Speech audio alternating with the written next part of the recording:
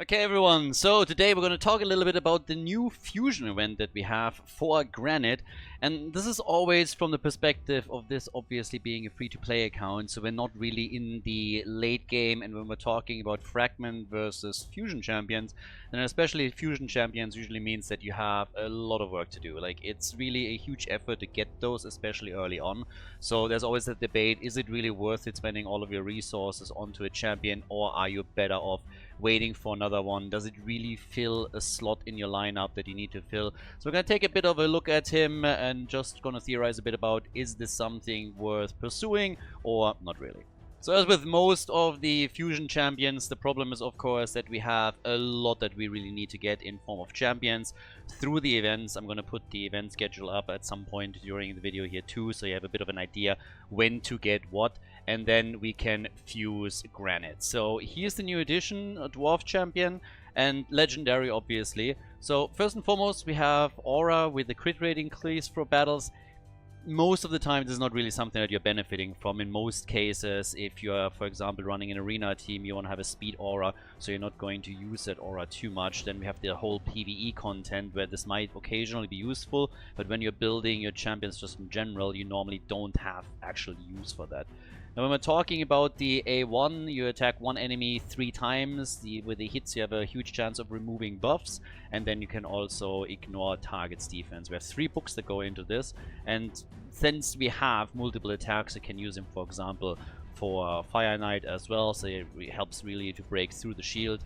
When we're looking at his A2, then we have attack on all enemies, which is always nice to have, no matter if you're talking about arena or if you're talking about PvE content. So we're having an increased accuracy buff, which is always kind of neat, especially of course if you're trying to land more and more debuffs on the opponent. And then in addition to that, we have a decreased defense and a block buffs, which is already a little bit reminiscent of what we get from Ugo that we have in our lineup. Ugo obviously being an epic champion, and if you just look at how many books you need for the A2 here, that's actually quite a lot. So we need 5 legendary books for him here as well, whereas with someone like Ugo, where you might not get the increased accuracy buff, but you're at least getting the debuffs, you need a lot less. Now when we're talking about his A3, this is where things get a little bit more interesting. We're getting increased damage out of this, and we're getting a shatter. There's like 3 books that we need here. But what's kind of interesting, if you're actually looking at the PvP content and you're trying to use him in arena, is that you ignore unkillable stone skin and block damage buffs, so that's pretty huge. And you can also get an additional turn if you attack and kill an enemy. Now that's kind of nice. But the entire champion is damage based, and obviously one of the big things when we're talking about him is how much damage does he do. And all reports so far that we have from the test server essentially say that his damage is just not really there. So if you're thinking about him as someone that you can use to nuke opponents, you will have to have absolutely ridiculous gear that is pretty much not achievable, especially not if you're playing free to play with the champion. So you have to really think about, okay, what is the role? What actually are we trying to do with Granyt if we're using them in our lineup? And right now, the main use for him is really as a debuffer through his A2.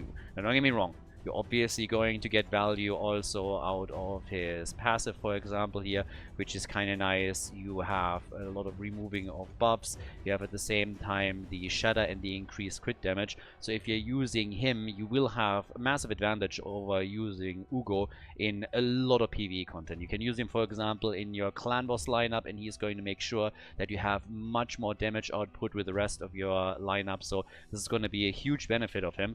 But when we're talking about the rest of what he does, you have essentially 2 use cases. You can try and use him in arena, which is definitely worthwhile because you can work through zone skin, you can work through unkillable and block damage. And for a lot of lineups, that might be something that is really interesting to you, especially when you're playing in live arena and you're realizing, hey, you need somebody to break through that as your opponent gets his lineup together. Outside of that though, we're talking mainly about his A2, so you get the decreased defense and the block buffs here.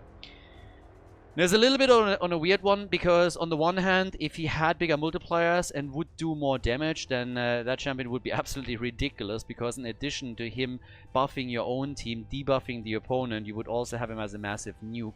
Since the multipliers aren't really great enough, you find yourself in a situation where he can still do some damage, don't get me wrong, but you're mainly going to use him for his buffs and his debuffs. So that fills a similar slot to what Ugo does. Now, obviously, he's better. He's much more hungry when it comes to books, so you need the legendary books here, but he is a huge addition in all of those cases. The one main question is it really worth the effort if you're on a free-to-play account, if you've just started and you're currently looking at how many resources, how many gems, how much energy, and how much time you would have to invest in order to get him? And honestly, I'm very much on the fence right now, because while on the one hand I really want him, also he is a dwarf champion, so that helps me with faction wars if I get him, and while some of the tools that he has here are super interesting to me, at the same time, as I said before, you have to do a lot in order to get him, and I am honestly not sure if it's really worth even pursuing.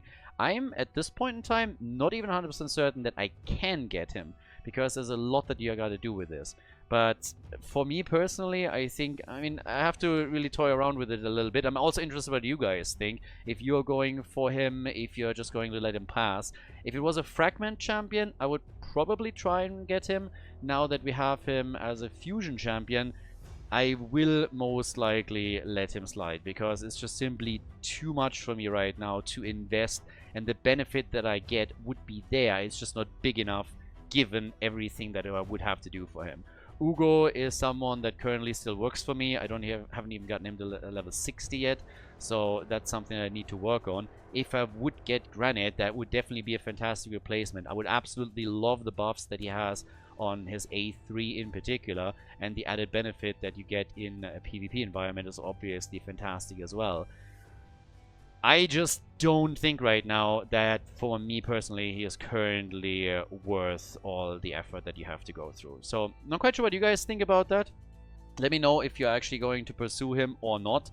The one thing that made me definitely debate this a little bit longer for myself is also his A1, because as I pointed out in one of the other videos, Fire Knight is something where I don't want to say struggling, but I'm not doing as well as I would hope for.